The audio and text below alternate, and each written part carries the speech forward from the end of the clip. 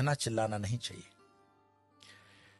हो सकता है कि पाकिस्तान से ये बात आती हो कि भारत को जो है कन्वर्ट कर लेंगे गजवाए हिंद, पर गजवाए हिंद करने की जरूरत ही नहीं पड़ेगी। कुछ सालों के अंदर वैसे ही उनकी पॉपुलेशन बढ़ जाएगी। आज इंग्लैंड और लंदन की स्थितियां देखते हो, शरीयत का कानून लंदन में लग रहा है, ऑस्ट्रेलिया में स्थितियां खराब हो गई है, जर्मनी में खराब हो गई। ये बहुत अच्छी स्ट्रेटेजी है इस्लाम की कि वो अपने एक्सेस पॉपुलेशन को दूसरे देशों में डेमोक्रेसी की आड़ में बेच देता है, बाद में वहां पे शरीयत का कानून लगवा देता है, लेकिन अरब कंट्री के अंदर कोई भी रेफ्यूजी नहीं रखा जाता है।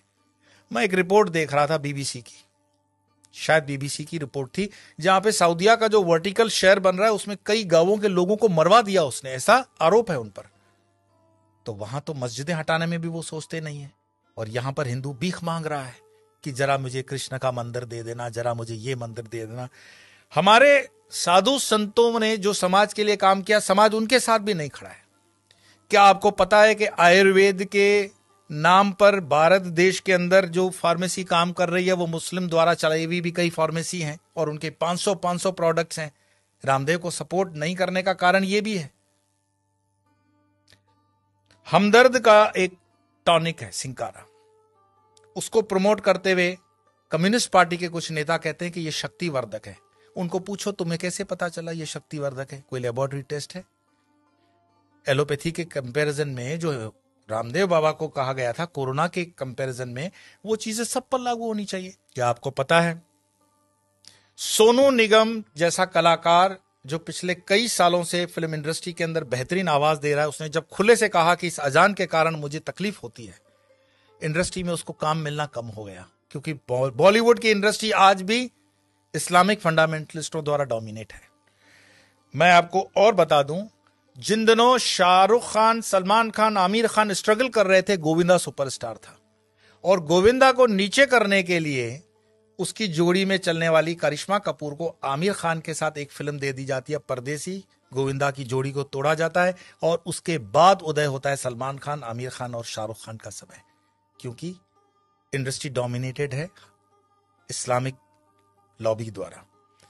ऐसे कई मैं आपको उदाहरण दे सकता हूं, लेकिन मुख्य बात क्या है? क्या हमारे हिंदुस्तान में सारे मुसलमान खराब हैं? यह कहने का अर्थ नहीं है। हमारे हिंदुस्तान के अंदर आजम जी, प्रेम जी जैसे भी इंडस्ट्रियलिस्ट हैं विप्रो के, उन पर आरोप भले लगे कि वो मुसलमानों के हितों की ज्यादा सोचते हैं, हिंदुओं की नहीं, पर मैं इस पे नहीं जाऊंगा। परंतु यहां मुसलमान न सिर्फ बढ़ रहे हैं, सुख संपन्नता के साथ बढ़ रहे हैं, ऐसा उस रिपोर्ट में कहा गया है।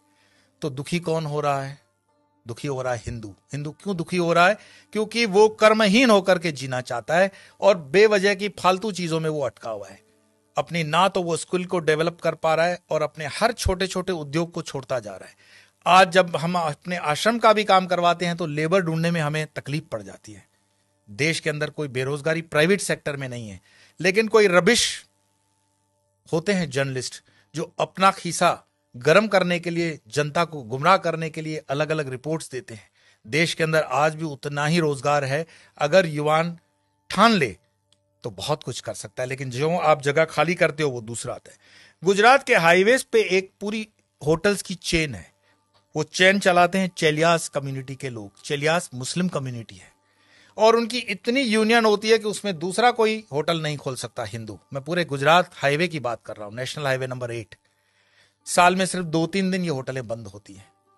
आपकी ताकत नहीं है कि इस इलाके में कुछ काम कर सको, और उनके होटलों के नाम जो रखे जाते हैं इतने मिसगाइडिंग होते हैं कि आपको पता भी ना पड़े कि ये हिंदू की है कि मुस्लिम की है। होटल का नाम होता है भारत, नव Gujarat, Tulsi, Kabir, Jai Hind, Sarvodaya, dine in, dine out. किसको पता पड़ रहा है ये इस्लामिक माइंडसेट की होटल है? लेकिन सारे ट्रक ड्राइवर जानते हैं ये अपने वाले की है। लेकिन हिंदू को इतना बुद्धि नहीं होता कि ये किस होटल में जा रहा है, क्या खा रहा है, क्योंकि जीवन भर हमने हलाल खाने के लिए ही ठेका ले रखा है। हिंदू को इतना स्वाभिमान नहीं है कि वो कह दे कि जो मैं खान पान खाता हूं तो मेरे प्रोडक्ट पर तुम लोग सात्विक, राजसिक या तामसिक का लेबल लगाओ।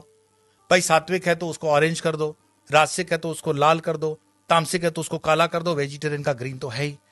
हर चीज पे हलाल लगा हुआ है और हलाल का तुम्हें मलाल भी नहीं है। तो कितने में तुम प्याज लहसुन को मत खाओ, लेकिन ये हलाल खाते हुए तुम्हारे बच्चे जो हैं क्या बन रहे हैं? ये जिहाद करने की जरूरत पड़ेगी नहीं उनको। ये साधु संतों को भी सोचना पड़ेगा कि तुम शेर को भी घास खिलाओगे, गाय को भी घास खिलाओगे, क्षत्रियों को भी घास खिलाओगे और ब्राह्मणों को भी घास खिलाओगे। हमने खान पान को बदल करके पूरे डीएनए सिस्टम को बदलने का पाप किया है, और जब इस पाप की हम ठीक से बैलेंस नहीं करते हैं तब तक इस पॉपुलेशन को ठीक करना बड़ा मुश्किल होगा। एक इंसान, ये वीडियो समाप्त करने से पहले मैं बता रहा हूं, एक इंसान जिसने अलीगढ़ मुस्लिम यूनिवर्सिटी का स्थापना किया था, सर सैयद, उसने सिर्फ ख्वाब देखा था पाकिस्तान बनाने का, कि एक ऐसा देश बन सकता है। एक टाइपराइटर और एक इंसान जिन्ना, जिसने देश बनाकर दिखा दिया, और यह चीज इतिहास के अंदर दर्ज है।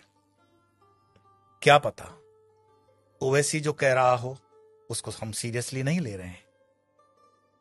अगर शाहबानू केस कोर्ट का इधर उधर हो सकता है तो राम मंदिर का केस भी राहुल गांधी तो बोले थे कि हम कर देंगे, ऐसा उन पर आरोप है, प्रमोद जी ने लगाया था। हिंदुओं को जागना पड़ेगा। कोई शंकराचार्य फिर से आए ना आए इसकी कोई गारंटी नहीं है।